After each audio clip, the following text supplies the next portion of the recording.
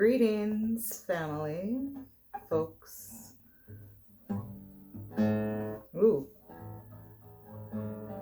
sounds a little out of tune. Let's see. Yeah, it's a little out of tune. So,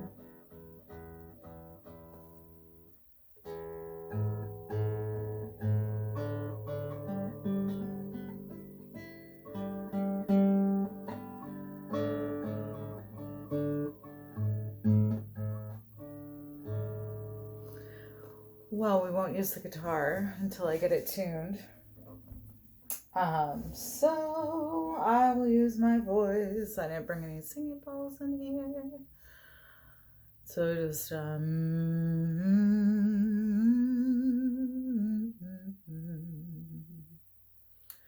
So thanks for being here. Let's see. Should I turn on this light? No, I'm not gonna turn it on. I think we're okay. So today's video is going to be thank you for being here. I hope you're doing well. How are you? Hopefully you've gotten some rest, you've eaten some food, some fruit, maybe taken a walk, a bath, giving yourself some good self-care and relaxation and taking care of yourself in a good way. I have been talking about elemental work and bringing in your elemental magics. Well, on that as well is bringing in your own healing, your nervous system healing, and what has been called shadow work. I've kind of like crunched it into nervous system healing and then also muscle system healing. Sit. Okay,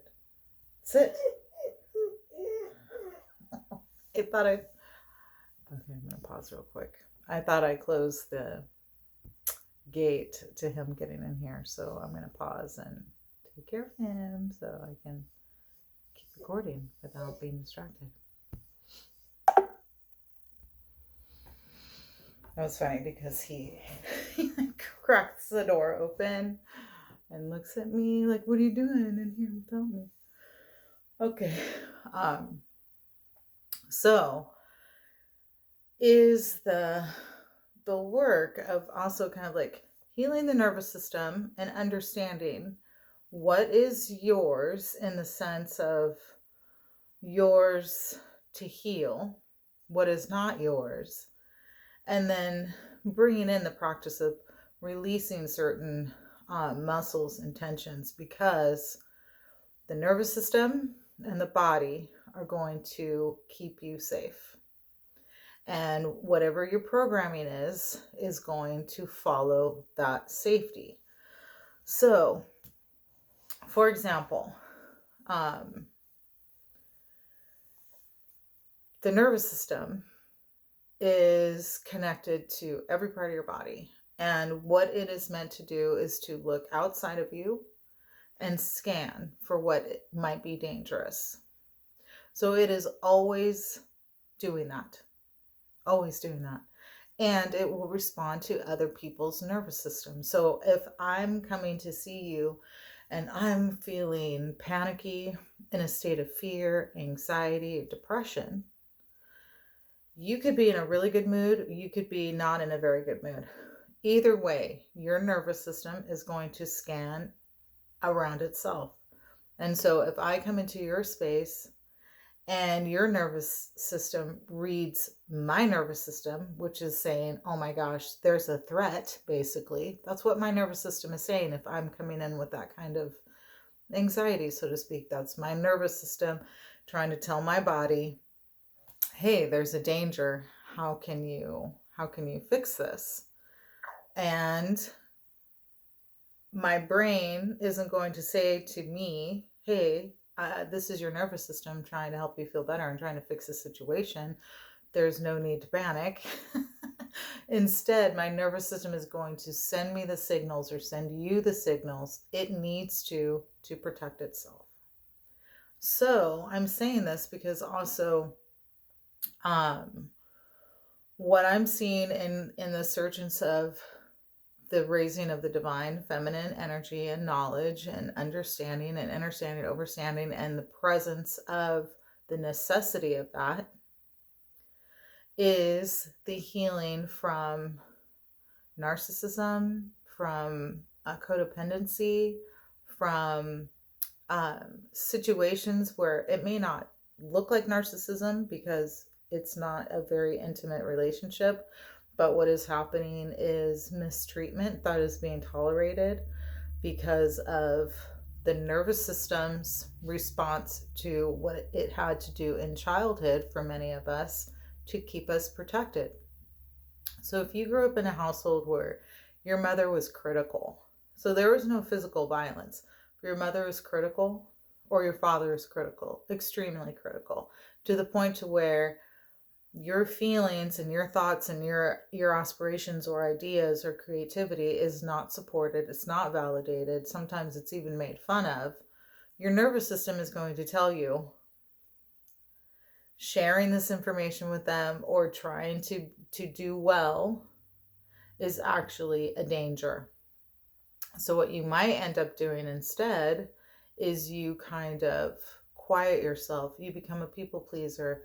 You want people to like you because you've noticed that if you behave in a certain way, that there's safety involved, meaning there's less criticism or there's more validation. And so sometimes you might excel in school or at your job because you're getting validation there. But when you're going home, you're experiencing criticism. So what that's going to do is it's going to pattern your nervous system to show you that working or involving yourself in school will keep you safe. But this situation, maybe going home and telling them how good of a day you had or expressing any of your feelings, is not safe. So then what your nervous system starts doing is seeing like, okay, these patterns create a safety net. And until it doesn't. Until you might be in a situation with a friend, a family member, a coworker, a partner, where you're noticing that your body is changing. Your eating habits are changing. Your exercise habits are changing. How you feel about yourself and your outlook on life is changing. Those are your nervous system showing you that something is off.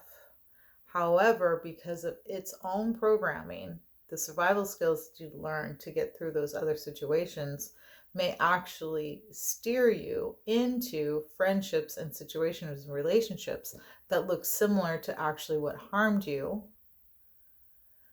because now what is being asked basically of your true self is to repattern, let go of those signals that have kind of shown you that it's not safe, but has patterned you into a survival skill that keeps you safe. I hope that makes sense. It's partly you. It's partly you and your decisions, but mostly it's your nervous system that has helped condition you to make decisions. And if you have been in situations where you are not safe, you've been gaslit, you're actually being abused, but you've been conditioned to think that's love or perceive that as love, your nervous system will actually support the attraction of somebody who isn't safe because it reflects a situation that you were able to survive in. So it perceived itself as safe or loving. And so I mention this because if we're going to start working with our elementals and our true powers, but we are operating with unhealed or still reactive nervous systems, we may create situations for ourselves and others that are unintended. Also, the connection to Great Mother might be um, skewed in the sense of feelings over connectivity. I mean, feelings are what help you understand your connectivity to the Great Mother and to these great, you know, elemental, um, I want to say powers, elemental gifts or abilities, elemental abilities. Because I'm saying this also from my own perspective, because there were times when I was younger and I would kind of react or say things or even write things in my journal out of reactivity, a little bit of perspective, but not enough to where then it would actually manifest in the way that I was not wanting to manifest that. So, and then I bring this up too because during my experience in what I considered a codependent, unhealthy relationship, I had to see, one, where's my magic? Why am I allowing somebody else's magic to put me in a state of like, oh my gosh, how could you do this to me? I'm feeling defeated and I'm feeling drained. Where once I recognized that, and it took years, it took literally like years getting back into my profession and then having to take courses where I learned that that is actually my nervous system protecting. That was my nervous system protecting me, my nervous system doing what it was supposed to do to help me survive in the world. But what I didn't know is that the reason why I was even attracted to this person and vice versa is because our nervous systems were mirroring what our childhoods had shown us. And so in the spiritual aspect of it, it's to see, oh my gosh, okay, this is showing up again. In my situation, I had been single for like 20 years. And I was thinking, okay, I've figured some stuff out. And I had, and I was doing well, but I hadn't gotten to the point to where I could understand that if I'm not aware of my boundaries and my patterns, that I can be easily influenced. I can be kind of pushed into making a decision that may not be the best for me. So that's why I'm bringing all this up. Okay. So with that said, also, so I've shared a little bit here on YouTube, and I've shared a little bit more on my Patreon, and this actually is like a two-part video where most of this is going to be shared here on YouTube, and then the rest of this same video will be on Patreon, because it's a little more intimate. You can watch it on your own, and these are things that I look at as like, it's going to take time. It's going to take time. Okay. So, two things when it comes to helping to heal and repattern the nervous system and our own selves. There is this connection from the body to the emotions, which I've explained in other videos and specifically on Patreon, and have developed a muscle release technique that you can do on your own. You don't have to go to somebody to do it. You can do it on your own, and you can allow yourself the processes. And then I of course suggest, like, yes, it's helpful if you have some support, whether that's your own therapist, a mentor, a good friend, or a coworker or someone at your school, where they can, if you're in school, where they can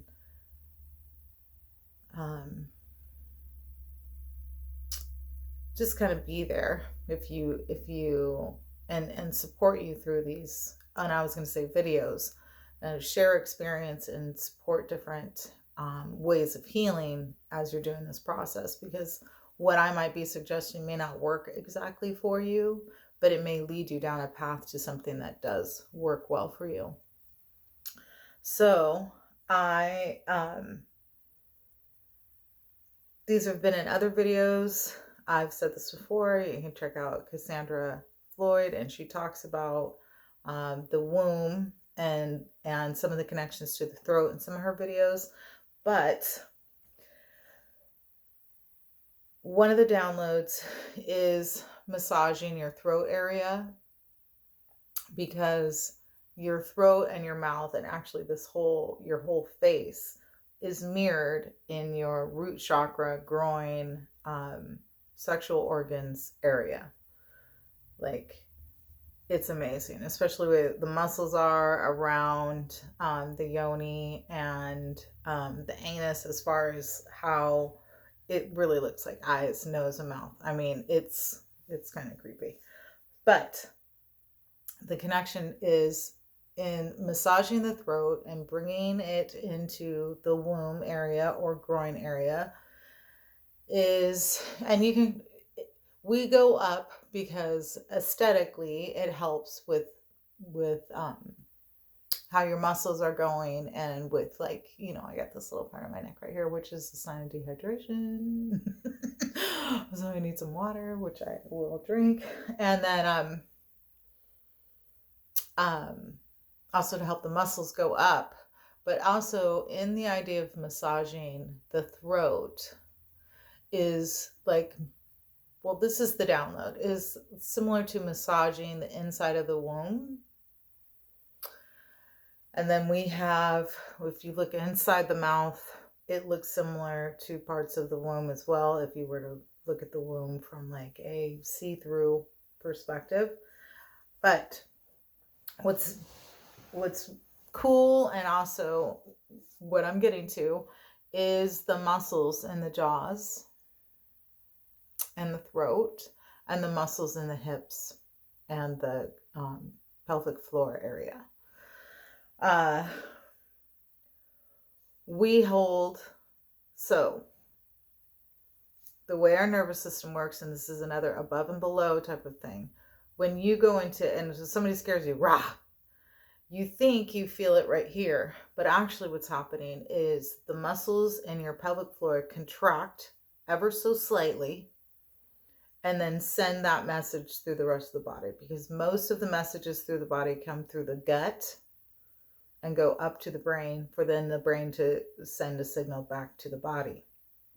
Okay, so if we can bring in ways to release the pelvic floor muscles, open them up, release emotions that are there, we can bring release to the jaws, to the throat, and healing to the pelvic floor and to the womb, if you're a woman. And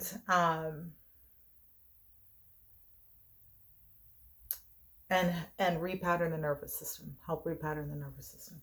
So I grabbed some books to help show the muscles of the hip area and kind of give you an idea of what it looks like. Okay, so let's see here. Where's the best? So the book I'm using is Trail Guide to the Body, which I did not have when I was in massage college. I got it after massage college, because when I moved to Oregon, I had to retake the test. Oregon is super strict. Well, they don't really do that anymore, but they did. And so I got this book so that I could relearn all the, names of the muscles, how they moved, because we had to literally go there and show an example of knowing the muscles. Okay, so I'm going to start here. They are typically, here's a female body. Yeah, perfect. They've been using, a lot of these pictures have the male body. But here's a picture of the bones. So you can see. Okay. You got your hip bones, your pelvic bones, and see, this is kind of like the cavity. And then our joint where our legs come in. Okay. And then, and I have this book because it's got bigger pictures and it helps a little bit more to be able to see exactly what part of the area. This is a musculoskeletal anatomy coloring book, which we had to get in school, and literally we probably used like 3. I mean, I hardly used it at all. Well, I'm going to show you this part, which I find really interesting. So this is the front of the face, and then it also shows the front of the hips. So see how it's almost like as above. This is the front of the face. All the muscles. And it comes down your neck, underneath your clavicle. Okay. These connect to like your pectorals that help you breathe. And then look down here. You have very similar muscle connection leading up to the spine, just like these come down to your spine. Okay. And this is so that your hips can move, and so your jaw can open and shut, right?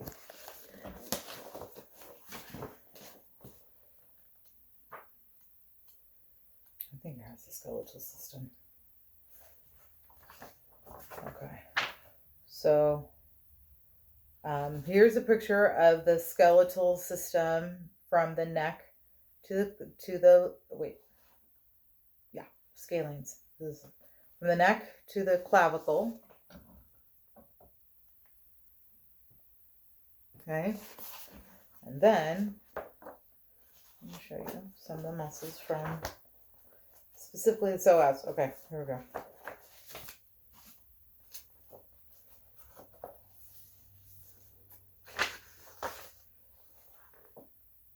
Okay, there we go. These are the psoas. There's the iliopsoas and the psoas, and look how they start up here and then connect down here. Similar to the neck muscles connecting to the clavicle, but this is the hips, okay? And so this muscle right here is the one I've often talked about, and this is what we're going to talk about today, because this psoas muscle connects to the front of your leg and helps the movement of lifting your leg up in the air. But it also is connected to the whole lower part of your spine. So if the front of your legs are bothering you, if your low back is bothering you, if your glutes are bothering you, if this area in the front is bothering you, it could, I'm not saying it is for sure, but it could be related to the psoas muscle. So how do we stretch it and how do we help it release? And then I want to share with you the emotions that are tied into the hips. So the emotions that are tied into the hips, and then this can radiate to the jaws. Maybe this whole video will be on YouTube, and I'll just put the whole video on Patreon as well. Is lack of support, lack of moving forward, and this could be mental or physical. So if you have a certain project and you've been putting it off, but you have the time, you might start feeling pains in your low back because actually you're not pressing forward, and it's connected to your psoas. You're not supporting yourself in moving forward. It can also relate back to the past and to the future, but often to the past because the psoas connects to your back, then comes forward. So it's connecting to the past and then coming forward. So as we release these muscles and help them relax or open up, so to speak, open up that pelvic floor and strengthen that pelvic floor, you may experience, I certainly have experienced, emotional release. This has been the hardest for me. I can go to my arms, I can go to my lower legs, I can go to almost any other part of my body and tap in and let the emotions flow. When it's come to my hips, it feels as though, and I can feel it in my jaws too. So I just put this on so I can dry my hair. But anyhow,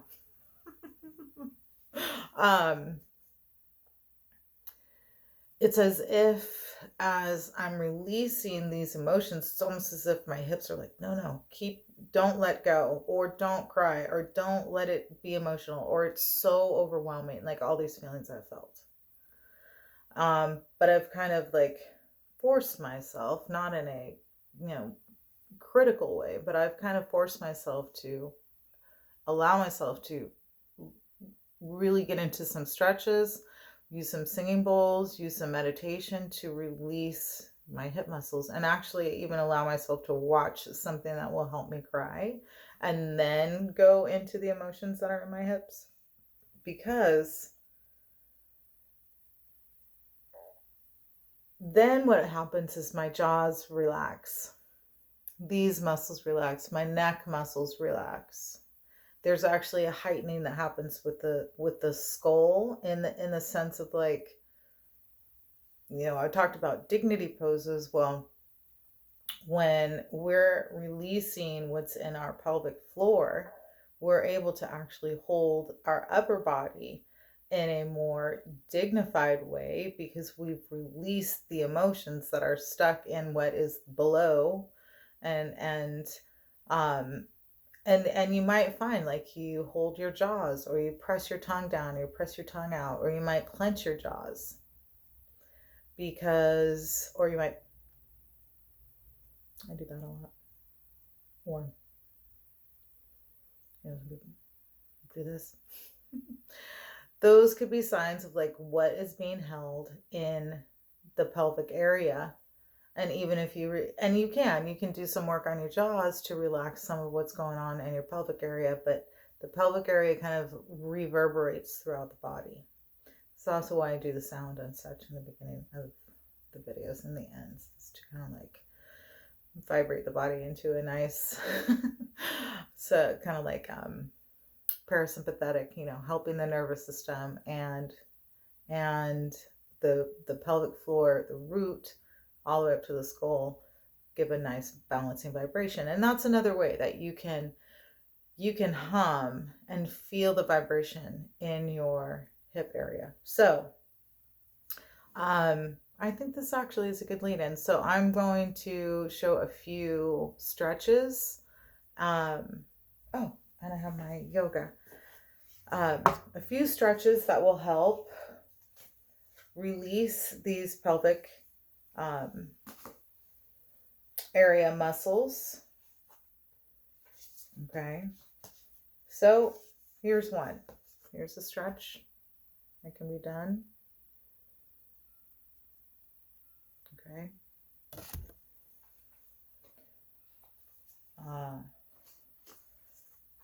This is actually, okay, both of these are really good.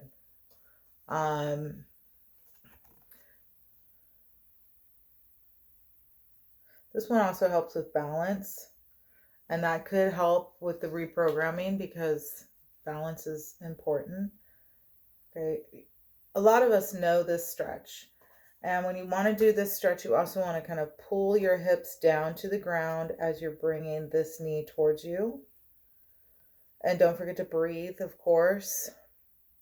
And actually, I'm going to read this statement. I am well supported by my strong and supple body.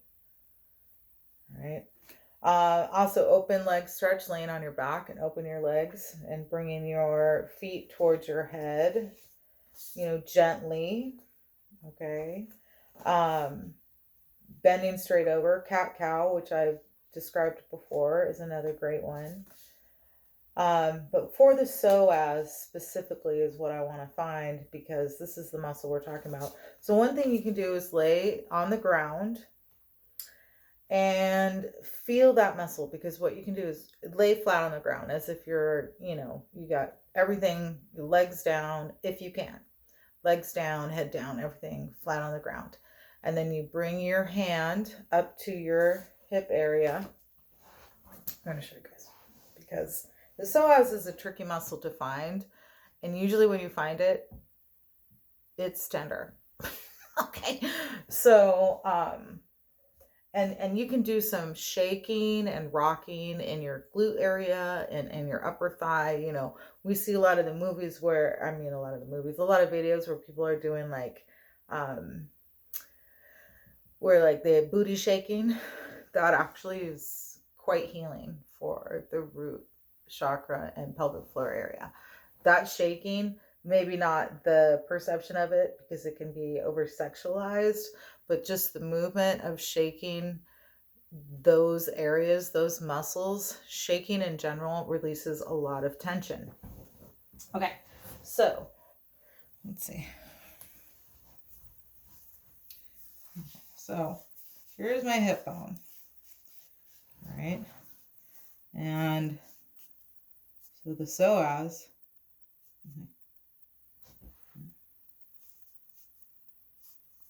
Okay. It's hard to see, but okay, you can kind of see. It's helping me move my leg back and forth, and once I get my finger on it, I can feel that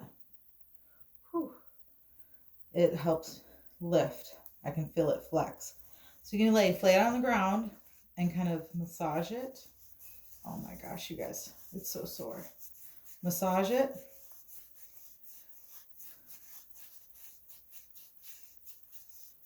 And when you're laying on the ground, obviously, the weight of, you know, your body is going to kind of let you depress inside here and massage it. And as you're massaging it, emotions may show up. And that's kind of the whole point of all of these things that I share with you. Soreness, you know, like I have a sore muscle. Soreness relates to like being sore with somebody or being upset or being, you know, something's going on. And then when it comes to tension, you know, all these words, they kind of go together. When it comes to relating the emotion to it. So that's going to be that part for YouTube. Thank you for joining. And if you are interested in the rest of this, please come and check me out on Patreon. All right.